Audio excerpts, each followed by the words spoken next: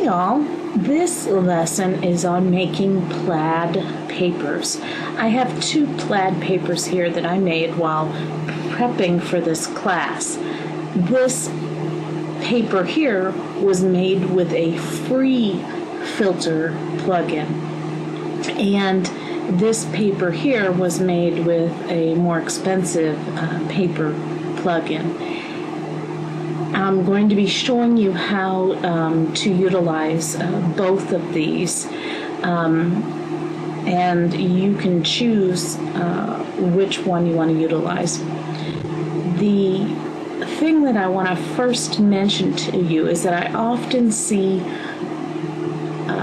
kits that say they have a plaid paper and it's not really a plaid paper.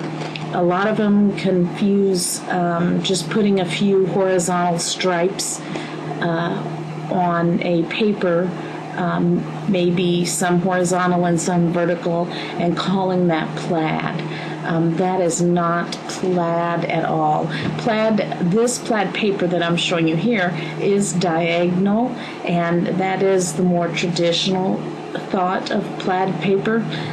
If you look at this one makes you think of some warm, fuzzy pajamas. Pajamas are often made with plaid material. If you zoom in, let's see if this will allow me to zoom in. Here we go.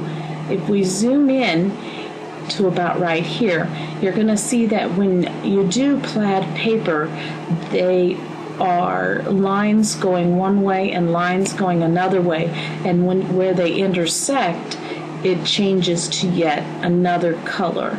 That is more like a plaid paper than just having some lines going in 2 different directions. They really need to be more of this type of thing. So let's go ahead and call up Photoshop Elements, and here is the one plaid paper. It doesn't quite look like I've changed some of these things to work better with this paper. I've changed some of these overlays, but I'm going to go ahead and turn off all the overlays, and you know how to utilize those already from the other tutorials.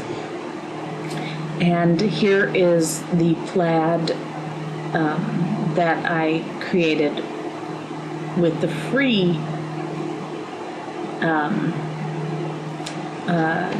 plugin.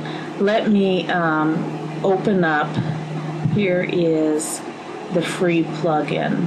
If you go to this address, which I will give you in the forum where this video is hosted, and this filter has been around for a very long time.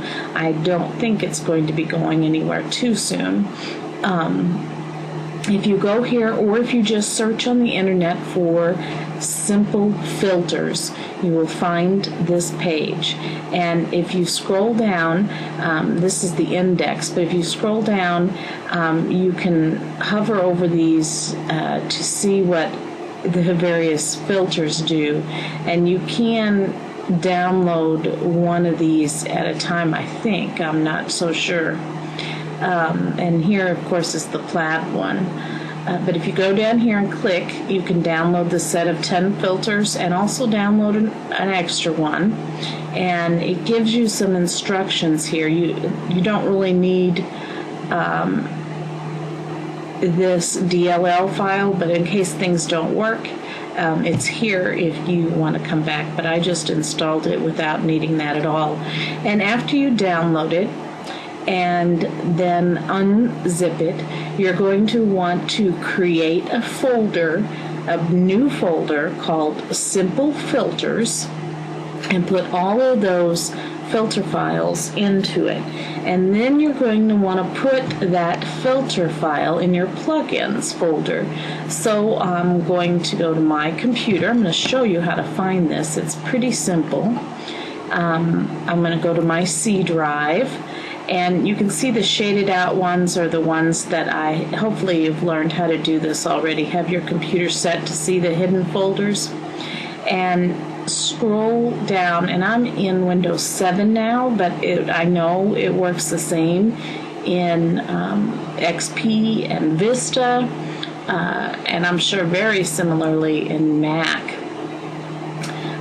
If you go down to Program Files, then Adobe, and then you can see I have a lot of Adobe stuff installed. I have some folders here for Adobe, or if you are using, of course, I have CS4, but I installed mine in Photoshop Elements 9. Click on Photoshop Elements 9 or whatever program you have, and then look for the plugins folder.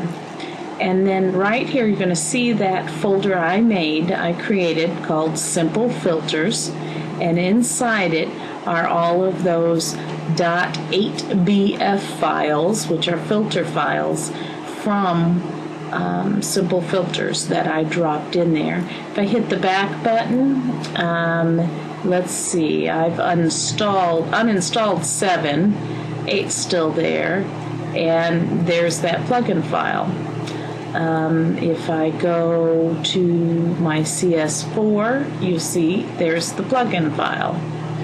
And so you just drop that in there. It really needs to be within a folder.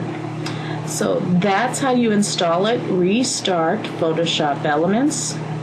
And then let's get started. I'm going to turn this off. Here are my colors that I'm utilizing. And I'm going to create a new layer. And I'm going to choose one of these colors. I'm going to make a different paper than what I made before. My last one I used this red and this tan and this green. So I want to do something different. So I'm going to get my eyedropper tool, and I think I'm going to go after greens. I like greens. Then I'm going to get my brush tool. I'm going to scroll down to the square brushes. I guess it really doesn't matter, but I like the square brushes. And pick one of them. And I'm going to zoom in a little bit more. Now I'm going to use my bracket keys to make my brush various sizes. I'm going to hold down my shift key. This is all just random. Make sure you're on your new layer and draw a line.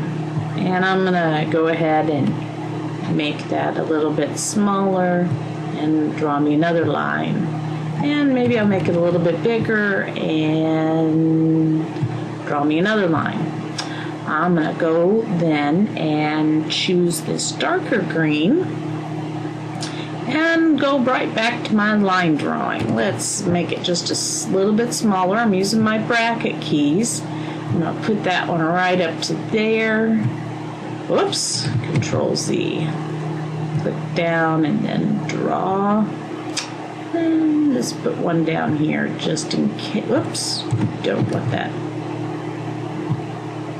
Now let's pick a third color.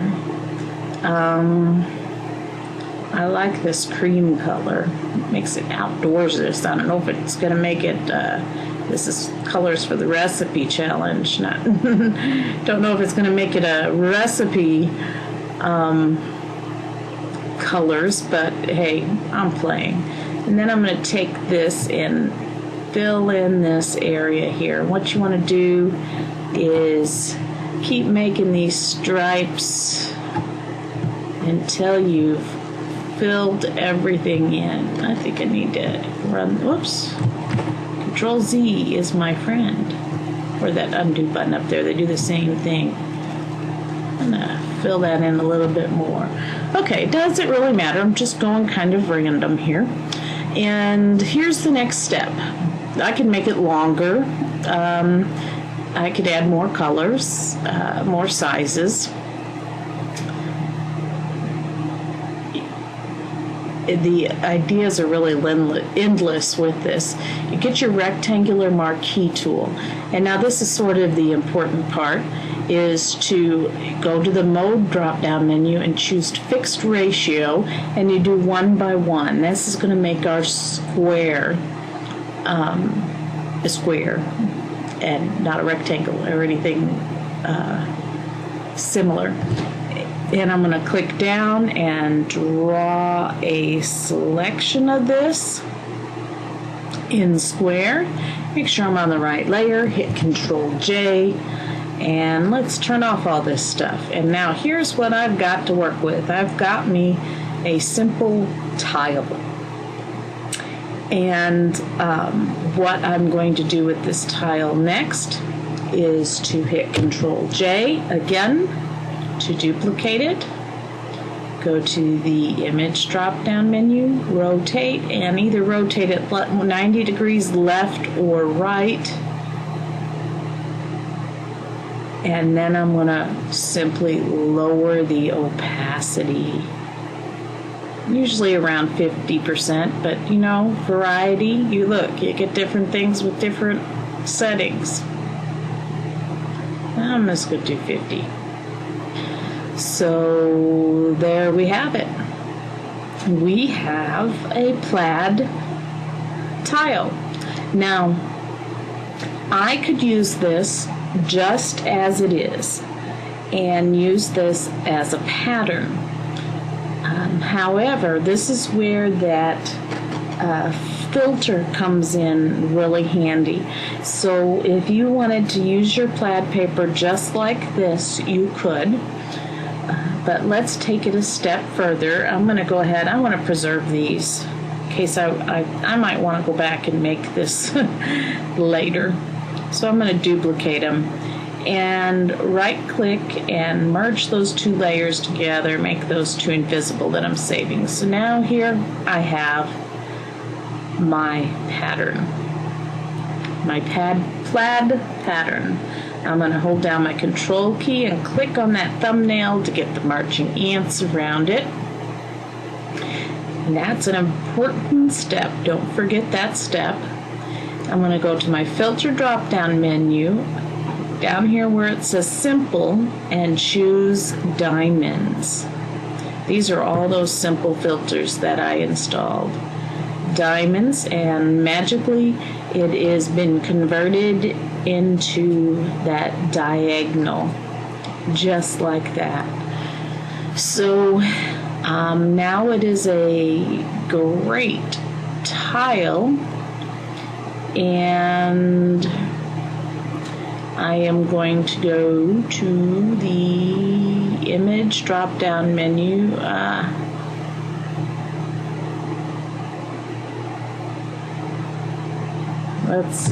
Why is this not working?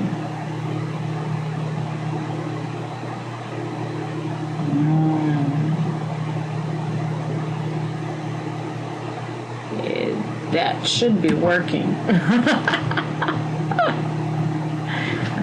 What's wrong with you?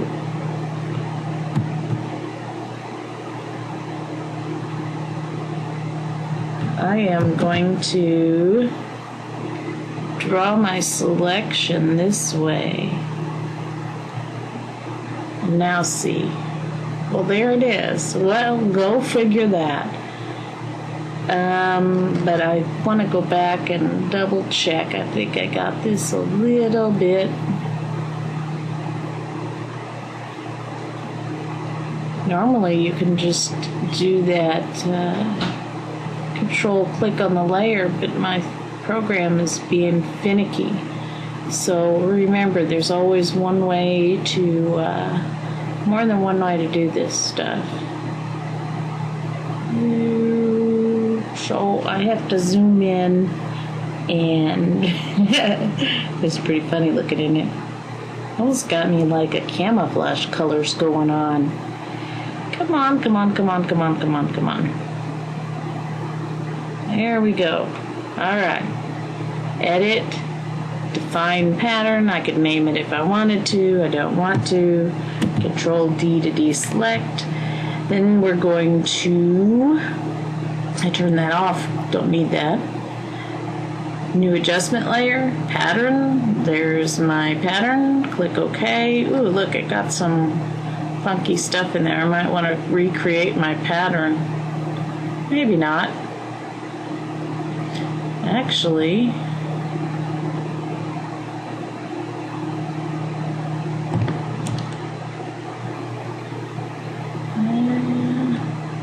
think it's just the computer playing tricks on me. Maybe, maybe not. Oh, that's about crazy that it will do it one way and not the other way for this selection. I might need to go and make that again.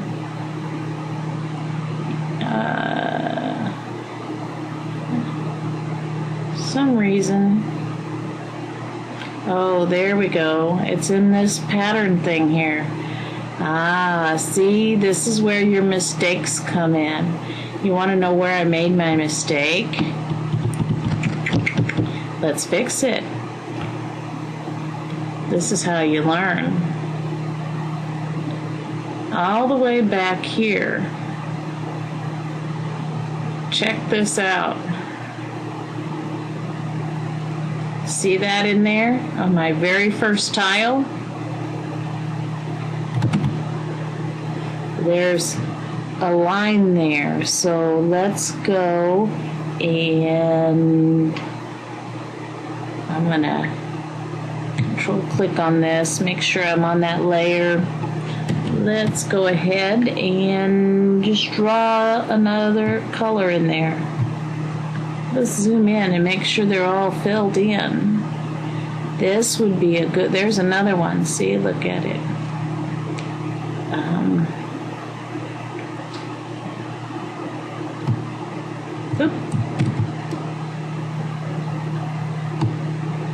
Make sure they're all filled in really well.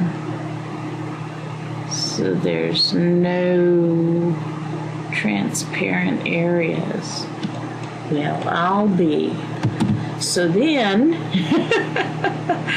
let's get rid of all of these that we did.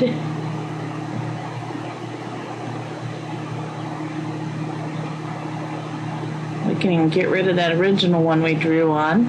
That's Control J, Image, Rotate, lower the opacity, and I wanted to preserve that because I liked it, so I copied it. Get rid of these two. Right click, merge those two layers. Then we're going to go to the filter, diamonds, simple, and then diamonds. Let that run. And it makes for you, oh, what? Oh, this was that important step I told you about earlier. Hold down your control key and make a selection of that, then run the filter. Aha. See, now we have a nice filter, edit, and then we got the same problem we had before. Let's go ahead and try to select all of that. Edit, pattern, make pattern. I'm going to get rid of this one, turn that off. New adjustment layer for pattern, and there we have it. Now it's a much better looking pattern. When you zoom in, we don't have all that stuff going on. There's a little bit of stuff going on in these. Well, you know, you might want to just be a little bit more careful making your stripes. Look at that, I got that going on in there. Still not bad. So zooming in and inspecting your stuff and starting over from scratch can often be a good thing to do. Okay, yeah, that's a speech for me. I'm going to lower this down and turn on some of these overlays that I got going on, and voila, now we can save that as a paper, because you always want to add texture to it. If you were going to keep it this way and do it vertical, let's see what happens. edit, define pattern. Let's turn these off. We're gonna do a new pattern layer. Oh, well, I didn't do my selection well. See, look at that. That's what happens when you don't do the selection well. But basically, there would be your plaid pattern for not diagonal. Yeah. Okay, let's look at the other option with the paid filter. I have this file here, and there's several ways of doing this. You can actually use this filter in a full 12 by 12 page, and you're going to see here it takes a little bit of time for the filter to run when you use it on a full page. But you can also use it on a smaller file, maybe make a 3-inch by 3-inch file, and put your colors. You can even use a photo if you want to use a photo. Whatever you are utilizing to have this program grab the colors from. This filter works a lot differently than the other filter. You do not need to draw lines or anything, but we're going to go ahead and make it right now on this full piece of paper. And under the filter drop down menu, you're going to see name suppressed and Plaid Light. Plaid Light is the name of the filter. If you just Google or search on the internet for Plaid Light, you're going to be able to find this download. It is free for like 3 weeks, and it works. You just have to click through the annoying pop-ups. It works and doesn't put any watermarks on it or anything, so you can use it and actually make papers. If you want to purchase it, it's about $20. So if you're actually designing, and if money's not a problem, of course, then go ahead, buy it. But if you're actually designing and making a lot of kits and might want to include a lot of plaid papers in them, and actually making some income, then you might want to spend that $20 for this program, as it is one that is used a lot, I think, by digital scrapbooking designers. So I'm going to just click on this, and it comes up and begins running the program. And this is where it takes longer. Oops, see, we're going into a not responding mode. Hopefully it will get out of this. I'm running my recording software. There, it did it. Whew. You see the red line goes across so you can follow the progress. If you want to do this drop down menu and change it to this lowest 7%, it shows you what your results are. If you just click down here, you see the before and the after. But what's great about this are these sliders over here. The second one, let's look at it. If we move it up, it rotates it. So you can rotate this to any wide variety of angles. You see this is coming off the side here and going on the side there. With the free filter, you're limited, as we've already reviewed it, you're limited to just the exact diamond shape. You can change the first slider, which should change the pattern. I'm not going to play too much with it. Oh, there it goes. There's some of the colors that we got with my second paper that I had made, and I think those are really pretty colors. We can oops, I saw a really cool. Ooh, I like that one. Now we can zoom in or zoom out.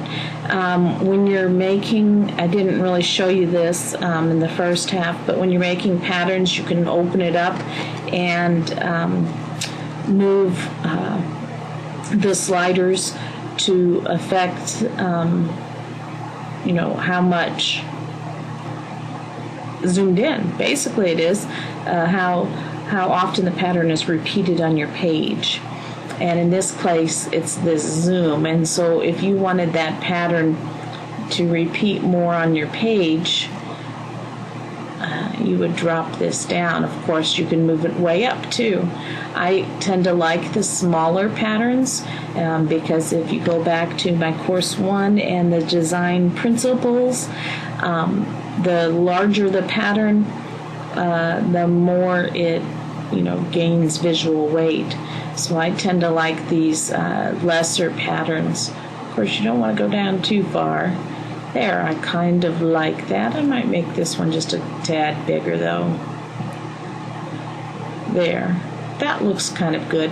If you want to add more colors, it'll go in and grab and find more colors from your sample here. You know, but I think, you know, too many colors. So this is sort of a random generator, basically. And you can change it. Draft quality or good quality might make this, especially on a 12 by 12, run faster. Of course, if you're going to actually be using this for designing, you would want to use this insane quality, and you actually saw it run there. You can use, as long as you have a 12 by 12 file, you can click this, and it says it only works with a square of 250 by 250 pixels. So if you wanted to make this a tile, so that you can utilize it over and over again, you would want to start with a 250 by 250 pixel and put your colors on there, and then run this. And then when you're done, click OK. And this is that annoying part. I have 21 days left in my trial period. You can go there and purchase it. Would you like to visit the website now? No. Then it goes ahead and runs it. Of course, if you pay for it, you won't get that annoying pop-up there.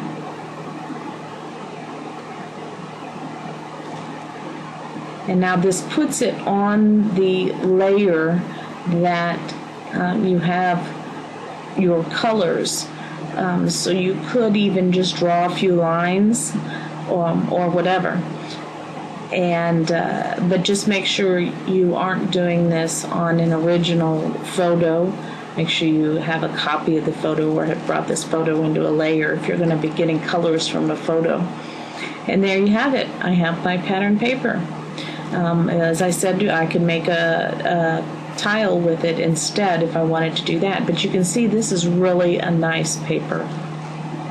Now, if I want, I can drag this over to my other file. I'm not going to save that. And let's bring it on down. And then I have my textures in it, and I might want to play with my textures a little bit, you know, change it to something different than my last paper. There, that looks a little bit better, not so bright. And just like that, you've got a pattern paper. So that $20 program, you see, really does make more of a traditional plaid. The other one that makes this, it's good. It's a good plaid, but it's more random and not more traditional. So both methods are good, and you might want to have both filters because they are both good. And hey, I can't wait to see your plaid papers.